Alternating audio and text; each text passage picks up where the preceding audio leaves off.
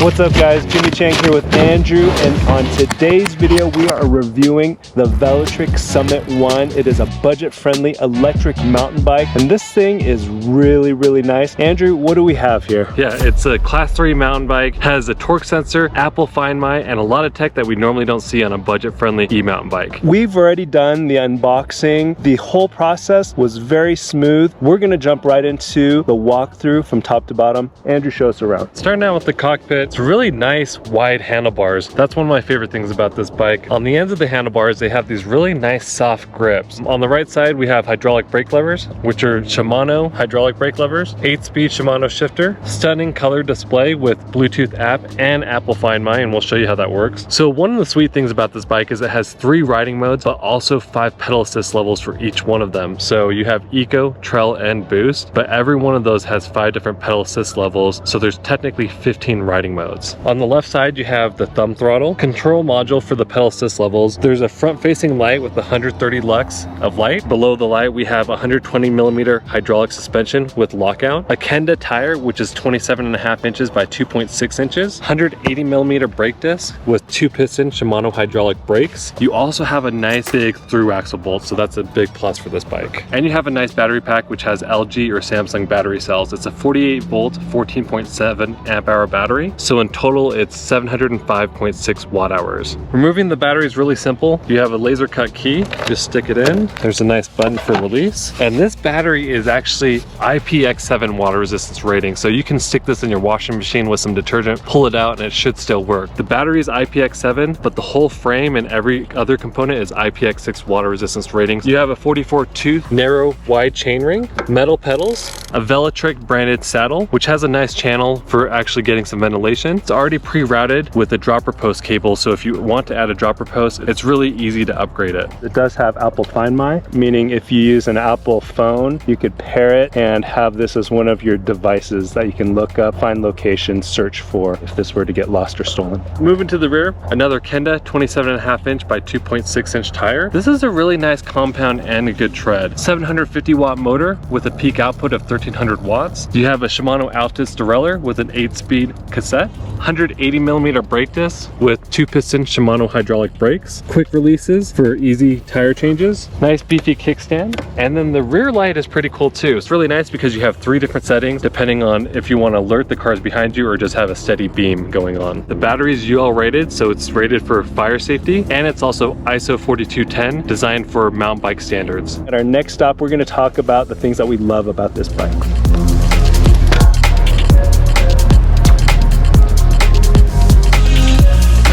So we're gonna do a speed test here. Our friends over at Insta360 have provided this 360 camera, and you can decide for yourself whether you think it's good footage and whether or not you think you'd want something like that for you. Let's swap over to the 360 camera footage right now. 10, 22, 24. So he is at throttle only, top speed, and I'm trying to keep up with him.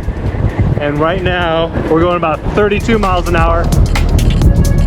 Yeah, the display was saying 32.2 was the max speed. Okay. That's just throttle only, which is really good. Obviously, if you added some pedal power to that, you'd be able to go faster, but throttle only at 32, maybe higher, very impressive. Okay, we are going to do a brake test. 20 miles an hour, he's gonna hard brake, and we'll see how long it takes him to stop. 20. So like 16 feet to stop from 20 miles per hour to a standstill, pretty good. The Shimano brakes and the tire compound offer excellent stopping power. The cool thing about an e-mountain bike is, let's say you enjoy mountain biking, especially the downhill and the fun features, but going uphill can be a struggle.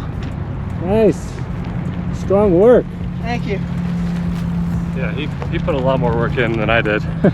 Worry less about the uphill, focus more on the downhill, because when you're going uphill, as you can see from Andrew, now you've got a motor to help you out. Every now and then, a bike comes along and surprises us. This electric mountain bike has really surprised us. A lot of things that we really like about this. I'll just start off. I love how well constructed it feels and how silent it is when you ride it. It just feels like a solid mountain bike that is really, really quiet. Sometimes you almost forget you have a motor assisting you because it is so quiet and so smooth. For me, it's how nimble it is and how much it resembles a real mountain bike that's not an e-bike. You can barely tell that the motor is even assisting you, but it makes just climbing things a lot easier so you can be focused on having more fun on the trail rather than beating yourself up to get to the top of the hill. And to add comfort to those handlebars is the nice grips. The grips actually feel very nice underneath my hands. They're very grippy, so I feel really safe, which is what you want when you're doing features. The torque sensor makes a huge difference on this bike. As soon as you stop pedaling, the bike stops. But as soon as you put pressure into the pedals, the pedal assist starts up. So very sensitive, but perfect for technical things like this trail. If you are looking to do more technical things like this, you do not want a cadence sensor. Cadence sensor e-bikes have this runoff. Even after you stop pedaling, it'll continue to go, the motor. With this bike, it's so responsive, you don't have to worry about that. The color display is really nice because of two reasons. It's easy to adjust settings. You can just adjust them right from the menu and see exactly what you're adjusting without having to remember some type of P number. The other thing that's great about it is it lets you connect to an app where you can adjust all those settings through your phone as well. And then it has Apple Find My. Bike theft is super high here, so Apple Find My is an excellent tool. The other feature that's unique to this bike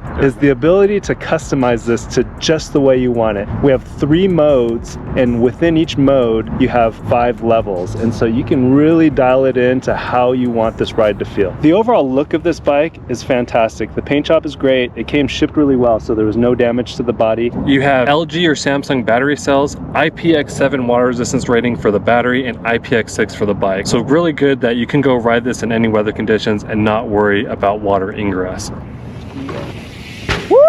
Yeah, that was nice. You caught that one good. Nice! He was actually talking to Andrew, getting some tips on how to do these, do this drop. That was his first time doing it, and he did a great job. If you're riding on trails and muddy conditions, you're able to hose this down, wash this like you would a regular mountain bike, which makes cleaning and maintenance a lot easier. The front suspension is really good. It's hydraulic suspension, feels great underneath my 210-pound frame where I'm not bottoming it out. And the brakes work excellent in combination with the soft tire compound. There's Shimano hydraulic brakes, which we never see on a budget e-bike. We are used to seeing Tektro, Zoom, or nut hydraulic brakes. So these are by far some of my favorite budget hydraulic brakes. The rear light also acts as a brake light, and it's probably one of the better brake lights that we've seen on an e-bike. It's very eye-catching. The combination of its brightness and its flash pattern really helps you be seen, and it helps keep you safe while on the road. This chain guard's really nice. This thing is nice and rigid, has a cool pattern, and is definitely going to protect the chain from damaging the frame. The Shimano Altus derailleur is really nice because a lot of these budget e-bikes are using Shimano tourney derailleurs, which is by far the worst derailleur that you can put on an e-bike. The 750 watt motor is surprisingly powerful. I'm able to get up to 32 miles per hour with just the throttle only, and it's near silent, which we don't see on a lot of e-bikes. The last bike we reviewed did not have this. I'm glad that this bike has it. It has areas for you to put on accessories, like if you wanted to put on water bottle holders, little packs, or a lock holder. And you guys can check out on Velotric's website. They have all the accessories that you can use to deck out your electric mountain bike. There are some things that this bike can improve upon, and we're going to talk about that next. Let's go.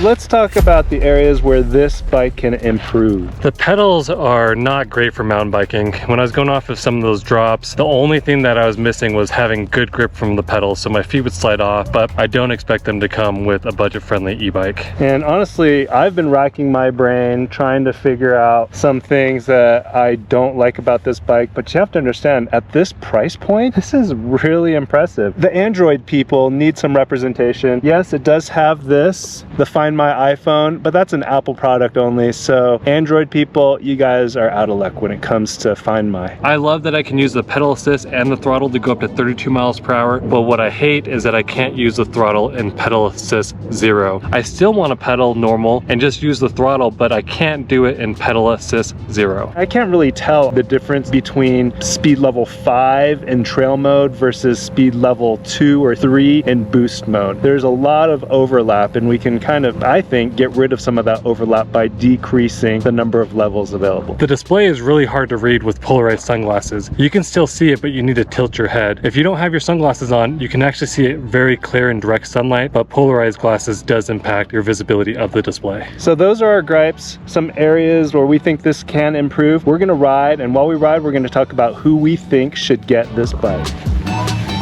So as we've been cruising, Andrew's been talking about how much he loves this bike. Andrew, why don't you tell the folks back home what you're telling me? Yeah, this bike for the price point is extremely impressive. I can't think of another bike that I would buy over this that's below the price of this. I do a trip out to Moab every year, and who knows, with a couple upgrades, maybe this could be the bike that I take on that trip this year. Andrew, who should get the Velotric Summit 1? If you only have $1,800 to spend and you're trying to get the best electric mountain bike that you can buy, you definitely want to check this out because A, it's the best one that I've found, and you can also customize it as you grow in the sport. I have to give another shout out. I love the UL certification and the water resistance. Check out our full written review at freshlycharged.com. Thanks for watching, and when you guys ride, wear your safety gear.